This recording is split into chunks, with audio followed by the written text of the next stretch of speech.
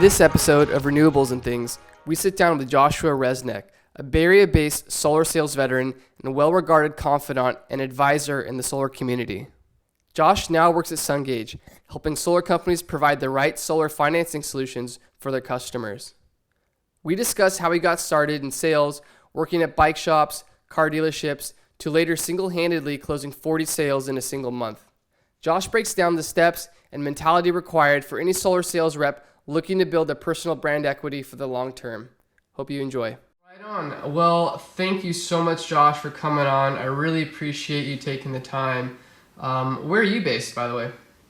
So I live in the San Francisco Bay Area, and the Sungage, California office is in Oakland, 9th and Broadway, actually, if you know downtown Oakland at all. So fun location. Awesome. How'd you end up in the Bay Area? Actually born and raised in Berkeley, as a matter of fact. So worked in bicycle shops for 9 years, and alternate commuting, alternative energy. It's just something you grow up with around here. So you started out working at bike shops. Talk about how did you get started in solar? Yeah, so I started working in bicycle shops when I was 14 years old, and I've always been a natural tinker, loved taking stuff apart. When I was younger, it was a little harder to put it back together. But through the process of working at the bike shop, I got in the habit of talking to people about what bikes they need, and realized I was not terrible at the sales thing. And so ended up moving down to San Luis Obispo for 4 years, where I spent 3 of those years selling cars before going to Cuesta Community College. But through selling hybrid cars, I realized I love the conversation about spending a little bit more to get better gas mileage and do something clean for the environment. And it just kind of seemed like a natural progression. I temped at REC for a month or so while going to school. And then when I moved back up to the Bay, I worked at Solar City for 3 months at the end of 2008. And that's what ignited my interest in solar. And then worked a different job for 2 years, and then started at Sungage, April 2011. And never left solar since. Awesome. Wow, that's quite the story. I love it. Car dealerships. How was that job? It was interesting. It was a Honda dealership, and we had pretty friendly, pretty good culture. So it wasn't quite as old school car business as you can imagine, but it was definitely ground level trench warfare in sales, if that makes sense. Teaches you the value of a lead, teaches you the value of follow-up.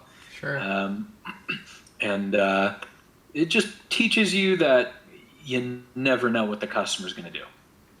Totally. And that sounds like it was a great foundation, though, from your bicycle sales to just straight into a car dealership. You really, like you said, gives you that foundation. Did you ever do any door knocking or stuff like that when you started going to solar sales?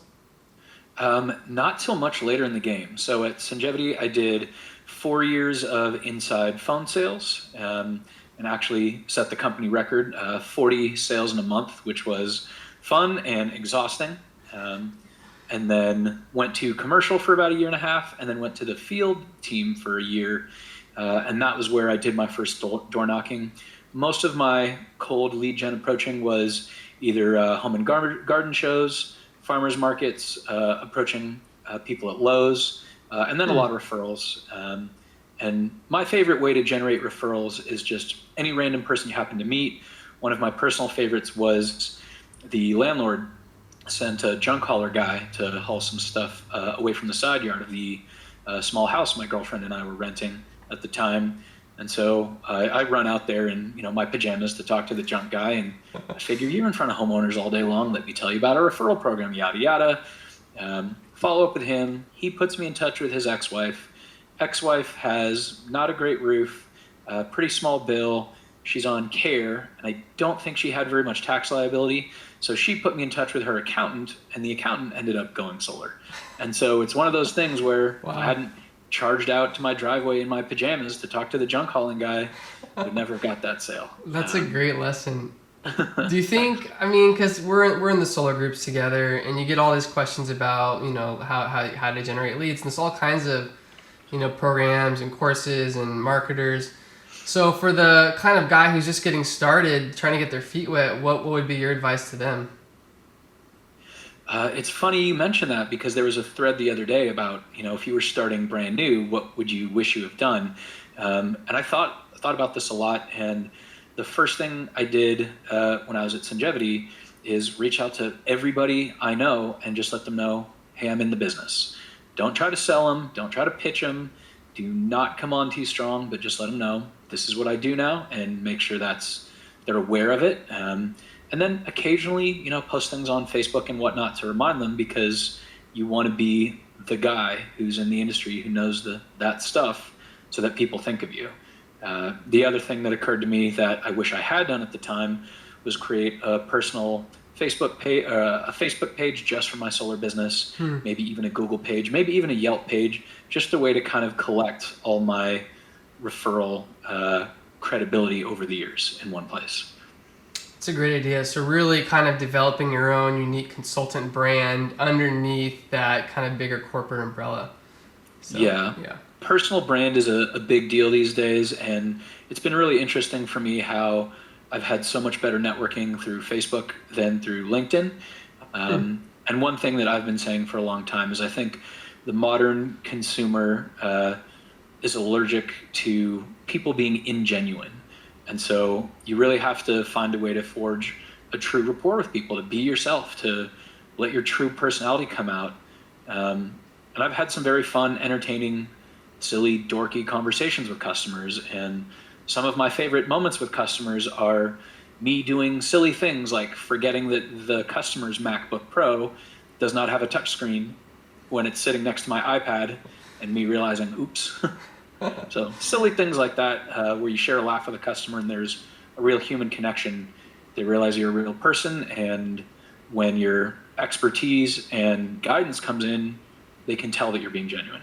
So true. Yeah. That's a great lesson you learn eventually. As you you're supposed to mirror these techniques of, quote unquote gurus and how they sell, but this was in my case especially, it's really like that's how they sell. You know what I mean? Sure, I can pick up, kind of little tips and patterns that they do, but you really have to dial it down to your specific personality, just like you're saying, so you come across as genuine, authentic, and trustworthy. But yeah, I agree with that completely. Absolutely. And I think it's important to consume as much of this material as possible, because you're most likely not going to use all of it exactly the same way. Some of it you'll incorporate, some of it you'll change, some of it you'll disregard. But I think it's a matter of finding what works for you, and going and building off of that. And I love selling alongside people who have completely different sales styles, just so we can overhear each other, compare, contrast, and there's always something to learn.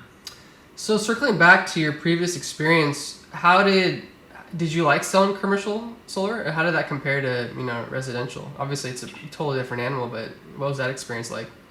Yeah, it's a different process. It's much more of a slower burn.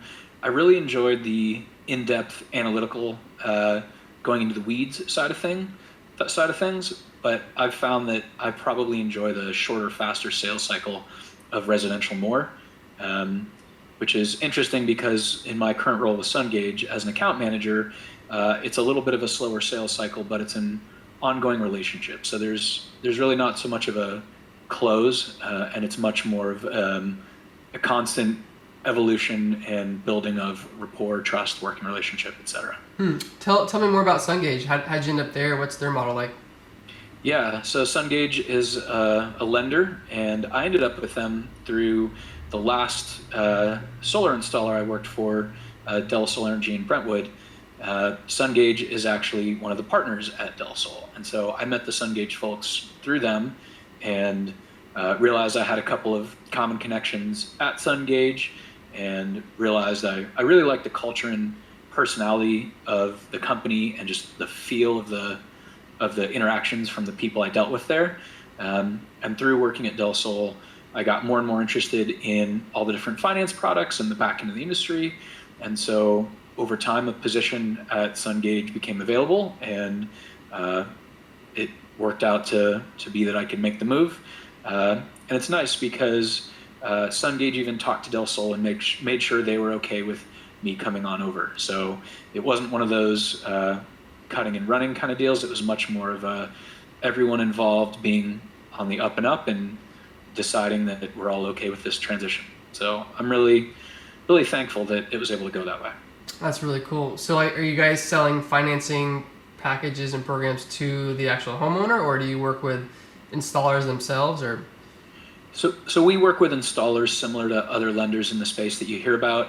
So my clients are small solar installers, and I teach them how to sell the loan, how to work with our platform, how to get the most out of things. But mostly, I really just enjoy being a partner and someone who can give guidance or feedback or recommendations on anything, even beyond the scope of what I'm there to do. And sometimes it's a matter of, oh, you're looking for a commercial project, check out this lender. Or, how do I explain lease first loan to this customer? Or what's a good talk track?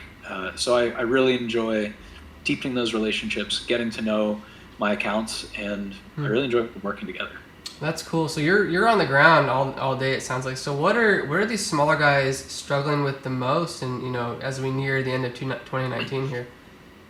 It's really interesting because it varies partially with size, partially with geography, and obviously this is my personal experience. I don't speak for Sungage officially, but what I've noticed is that smaller shops, it can be tricky to hire really good salespeople. I remember that while working at Del Sol, that it's not as easy to hire expert salespeople as you might think. Leads, you can create your own Facebook. So there's a little bit more of a formula to generate or buy leads if necessary. But hiring a good cultural fit and a great salesperson, it's interesting. So that's definitely something I would like to learn more about to be able to help people with. Totally. So say you were running your own solar installation company. What would you look for? What qualities and attributes do you see in a salesman? Yeah, and it really depends on culture. I know that me personally, as a salesperson, I really like being and working with self-directed people. So I know me as a salesperson, I really like having autonomy. But that's not to say I don't love support as well. So I've found I do really well with managers who are available and supportive and kind of keeping an eye on me to track my progress and back me up when needed, but also to know that if I'm doing really well, then just kind of let me run and check in with me periodically and trust me to reach out to them and to be responsive when I do. That's really cool. So I guess generally, where do you think the solar industry is trending right now? Do you see, just where do you think it's trending? Because there's so many different factors that make it relatively volatile compared to other industries, it seems like. So you've been in the industry pretty long now. Where do you see it trending going forward? Yeah, it's really interesting, actually. One big trend I've noticed is that we've got a lot of EPC or installer companies who offer sort of a minimum price above which salespeople or businesses can sell. And then you've got originators who are sales organizations who can work with multiple EPCs. So it's been interesting to watch the industry move from mostly a small solar installer that has their own sales team with versus big solar installers who have their own sales teams to kind of everything in between. And so you'll have sales groups and installer groups, and it's just interesting to see that interrelation and to work with some installers who want more sales groups to work with and vice versa. So that's a great point. How do you think that, obviously it's generalized and you need to kind of maybe do some actual statistical data and surveying to really get an accurate number, but how do you think that affects the experience of the customer when, like you're saying, there's all these different layers of who you're speaking to and who's actually doing the implementation, and it's very layered. So how do you think that affects the customer experience? I think two ways. I think one, it's helped to increase the availability of solar for everybody because it's specialization. I mean, even within one complete company, you'll have people who focus on install, people who focus on sales, people who focus on operations, people who focus on finance. So there's specialization of roles, and that doesn't have to be specialization of roles within a company. It can be specialization of roles within two partner companies that work together. So I think to a certain extent, that's really helped drive the visibility of the market for homeowners in general. On the other end, I think the same conventional wisdom applies in general is for a homeowner. It never hurts to get more than one bid. I always advise people to just trust your instincts, ask good questions, do your research, know who you're dealing with, understand the offer. And at the end of the day, if you're informed and your instinct is telling you that these are the right people, go for it. Yeah, that's awesome. Yeah, that's just been the model I always grapple with is, you have a lot of, because you have the third party, lead generation where you can buy leads, which certainly work. But that's exactly what we're trying to advise our clients is, really help diversify, really help try to control the assets that you own.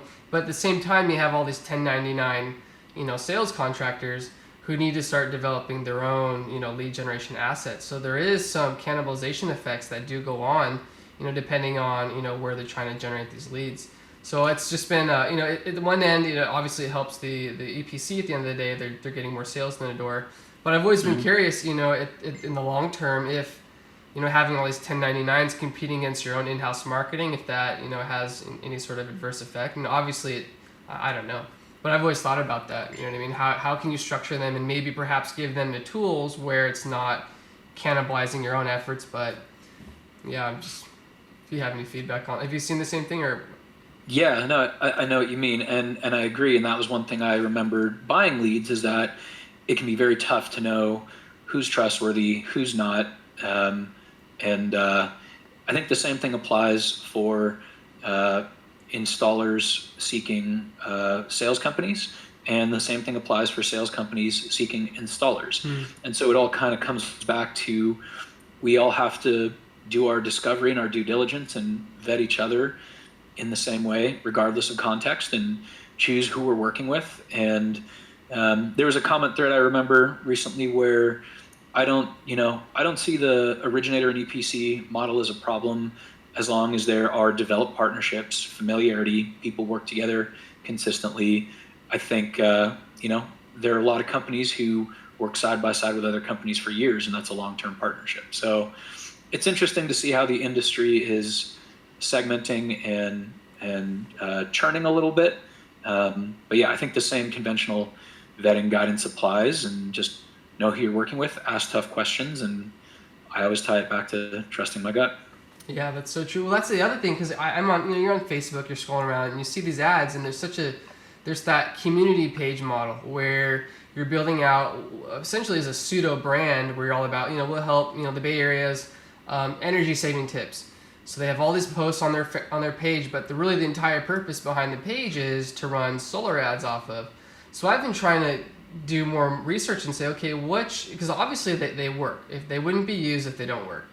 But there's that clear distinction of, okay, you have an established brand here, then you have this made up community page here. Both have the same offer of getting that solar quote. So that's always been interesting, what does the consumer think about, because there's that whole hide the salesman technique. It's funny you say that because I have been active on some of my local neighborhood Facebook groups, everything from next door to, just like a local city community page. And occasionally the subject of solar will come up. And so I've generated a few leads by following the thread, hanging out in the comments, and then as comments are made, I'll kind of try to fill in the gaps and add additional information. Or occasionally somebody will post something that's not quite right, and I'll try to very gently, contribute like, hey, glad you brought this up. Here's the source, here's the full details, here's a link to net metering, whatever it is. And so I really try to approach it as adding value first, and then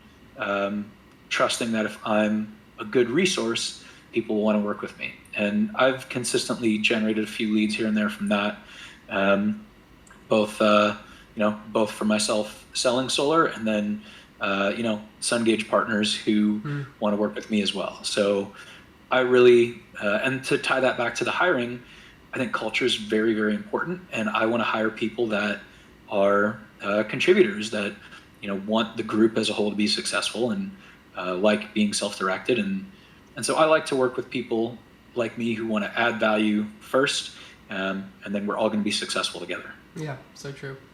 So you obviously work with installers across the U.S., correct? For your Sungage, or Sungage does. My territories are California, Oregon, and Nevada. But I have at various points in my career worked with installers across the country as well. And then for a couple of months with Sungage, I was in Texas and Colorado. So I've got a couple of installers there that I'll still hear from every now and then. But yeah, in the early days at Sungevity, I was selling to customers across the country as well. Oh, really? I didn't realize Sungevity was nationwide. Okay. They were. And what happened at Sungevity again? So Sungevity, the short version is that they had a mass layoff, declared bankruptcy, and then rebranded. And I believe they're still operating as Solar Spectrum, although don't quote me on any of that. This is just what I remember from the time. Yeah. So what do you think? Do you think a lot of those factors that led to that, filing bankruptcy, do you think that was kind of a statewide, kind of forces, or do you think it was like, what do you think led to that, and what was some of the causes? Yeah. If you don't mind talking about that. I know. Yeah. I'm not sure how much I can or should go into, Sure. but my impression of being at Sungevity was they scaled up really, really quickly at the end. And then the impression I got was just that when cash flow wasn't looking so good, we didn't have enough runway left to right the ship. And so that was kind of my understanding. And we've all seen, in this solar coaster industry, some companies will scale too large too quickly. Exactly. That's what I'm saying. It doesn't sound that unfamiliar. You know what I mean? Mm-hmm. It sounds pretty similar. So. Yeah. So yeah, measured growth is definitely the way to go about things. Totally. So that's so cool. So what projects excite you the most now? What do you like? What are you excited about working on?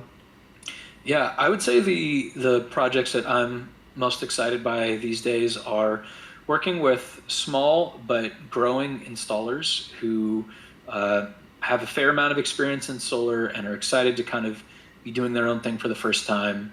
And basically any place I can add value, any place I can contribute and help out, and where people can see a benefit from what I'm able to provide, that makes me really happy. And just learning more and more about the industry every day. Everything from, what installers are seeing in the market from the customer side, to which distributors they're working with, to what equipment they like to use. So the main reason I wanted to move to Sungage was partially because I love who they are, and partially because the back end of the industry is interesting to me and wanted to learn more about it. That's pretty cool. So how are you generating most of your Sungage leads? Are they kind of fed to you from higher up, or do you do your own prospecting? And obviously the group sounds like, because you're such a great resource in the group, everyone loves you. Thank you. You do a great job.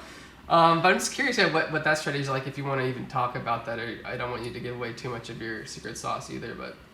Yeah, we get a fair amount of leads that just seek us out. I've found that as the industry, as you see more and more people striking out and starting their own solar companies or even sales companies, we'll find that people who've worked with us in the past will come seek us out and want to work with us again. Sometimes it's a personal relationship to me.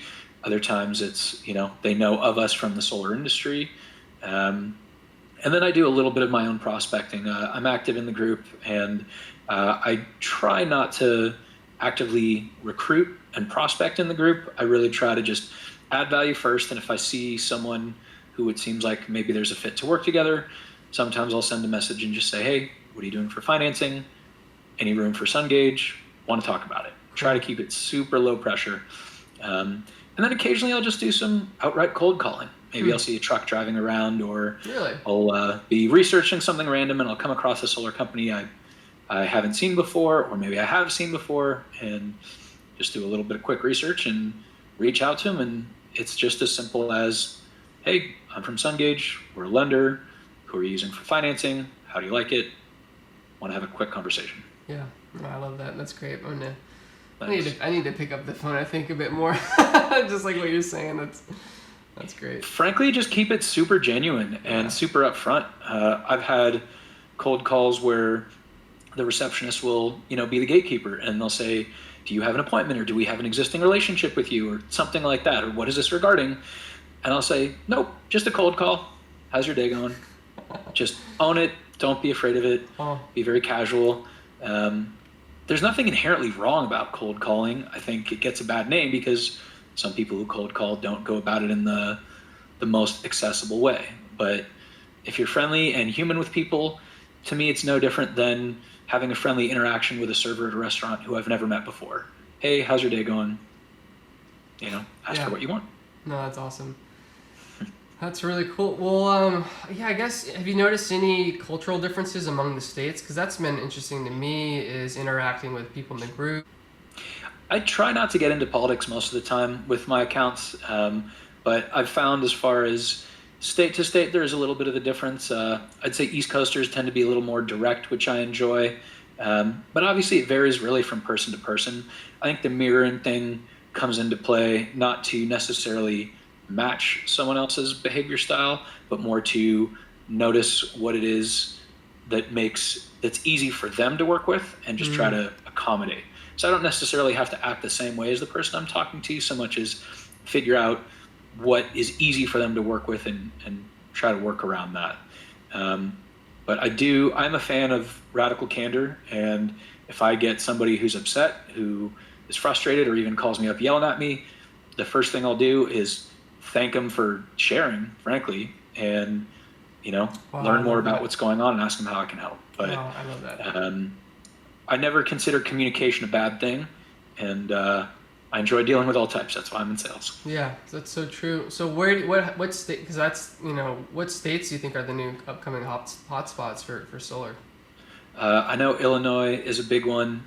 Texas seems to be growing pretty fast as well, and I haven't been tracking new states super closely because I'm kind of focused on my territory. But I do enjoy watching the group and noticing the questions come up for who's a good builder in so-and-so state, or what's a good program in this state or that state. So that's been really interesting to watch. But it is cool to see Illinois up and coming. And I've noticed that Arizona seems to be making a comeback as well, which is interesting. Yeah. So, but I'm excited to watch the group, and that could be even a good group poll. Totally. We're getting a ton of good stuff. I don't want to take up too much of your time. Is there anything else you'd want to maybe touch on or add to? Just that I always look at objections as buying signs, and the way I like to approach objections is with discovery. Before I fire back with my handle to the objection, I want to know as much as possible about it so that I can make sure that I'm really handling the correct objection, because oftentimes objections just come down to unanswered questions, and the worst thing I can possibly do is assume I know what you mean without clarifying. What would be an example? Can you think of a recent example? Maybe a specific objection or a common objection? One that comes to mind off the top of my head is when homeowners get worried about the 20-year commitment, things like that. It could just be as simple as not realizing a loan is transferable, or not realizing they don't have to pay it off when they sell their home. Could be anything like that. And so it's just the nature of their unpack. They tell you what their concern is, and you say, tell me more about that. And you want to try to ask some clarifying questions about it other than just why, because you don't want to come across defensive. I love that.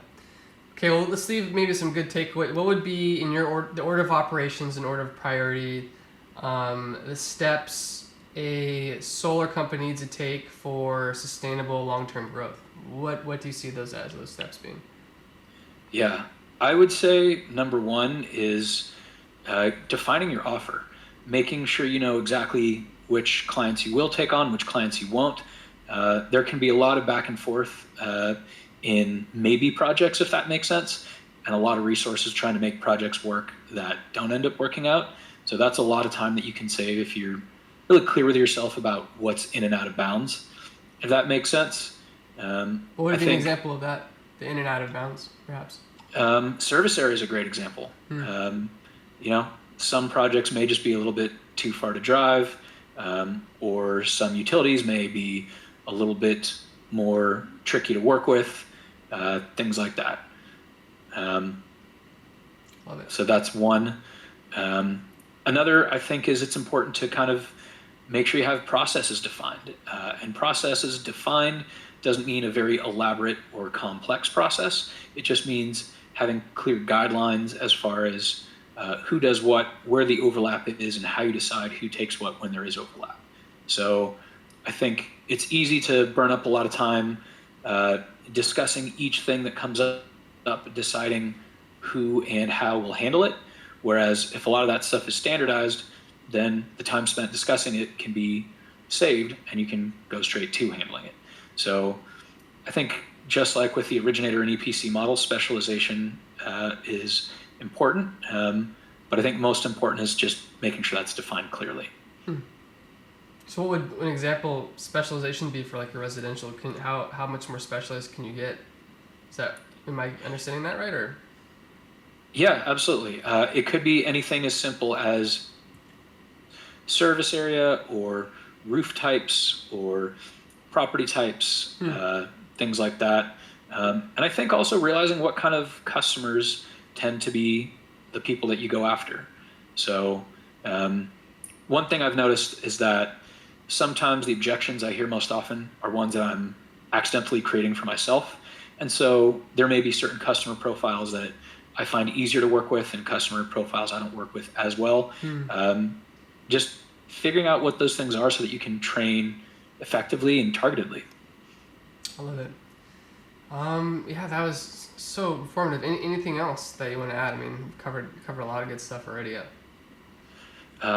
Just that I really love this industry, and I feel like the longer I'm in it, the smaller it gets. And that's one thing I really love about it. Relationships are everything. Yeah. Are you going to SPI this year? I don't know yet, actually. Okay. I thought about it. Have you been to an SPI before? I was in the one last year in San Diego, actually. I went down there. So, oh, nice. Yeah. Nice. Yeah, it's a lot of fun. Yeah, I do love solar networking events. There's a big one in the Bay Area coming up called New Dawn, which Powerhouse is a solar business incubator, and their New Dawn party is their once-a-year anniversary party. So that's always a fun event, Very cool. Which is a great time and surprisingly good networking. Yeah, one of my friends works at SunGrow, and that made me realize just the whole, all of the China, spectrum too, of how integrated and how they're just totally behind this solar push as well. So that was cool to see, and made me want to start trying to learn a bit of Chinese just to start conversing. But that's like, it's a whole different cultural like work dynamic too. What he was telling me about of how you just all kinds of cultural behaviors that you need to be very, very aware of, or else you can come off as very disrespectful in China. So that was interesting to see. But the whole globe is really like, Brazil, they're really active in Brazil, so some in Africa too. So that's pretty exciting stuff on the global scale too. That it's another conversation, but yeah. Absolutely. Yeah. Cool. Right on, Josh. Well, I appreciate your time so much. Yeah, let's keep talking, and thanks again. Thank you, Doug.